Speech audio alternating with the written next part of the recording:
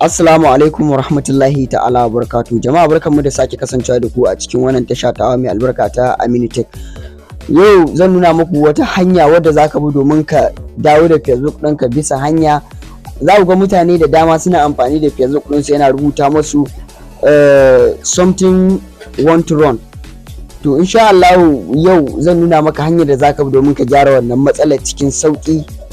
Idan yau ne farin shigo ka wannan channel ta, ina neman alfarma ka daure ka danna mu subscribe. Idan kuma ka taɓa danna mu subscribe, ina neman alfarma ka daure ka danna mu like. Abu na farko da zaka fara yi, zaka shiga cikin Play Store na wayanka kamar haka, sai ka yi searching ɗin Facebook ko ka rubuta light, wannan zai fito. In ka shiga, idan baya buƙatar updating sai kai uninstalling, sai kuma ka zo ka yi installing. To ni da yake updating yake bukata, zan iya taɓa updating.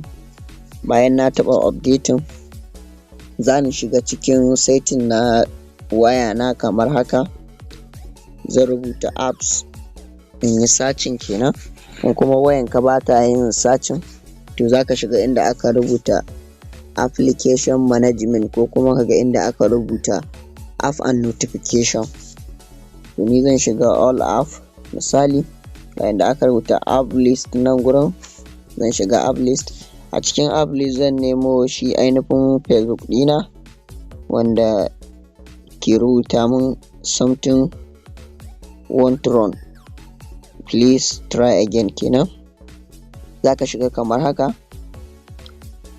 za ka taɓa wani guri ga yanan da aka rubuta storage ɗin nan, za ka shiga. Kana shiga storage kamar haka, ga inda aka rubuta clear data, ka taɓa clear data misali, ga inda aka sa clear data nan gurin, sai ka taɓa. In ka taɓa sai ka yo back, ka ƙara yo back, ga wani guri da aka rubuta permission, sai ka taɓa. To ana buƙatar nan komi ka bashi permission. Abu biyu ke da allow, aka yi ba allow daga file and media, sai microphone, calendar, sai ka baci shi ka bata allow, call allow. Komi nan dai ana buƙatar ka bashi allow kamar haka, content allow, sai location allow. Zan iya shi location in ki bashi allow misali saboda halin waya, misali phone ɗin nan allow.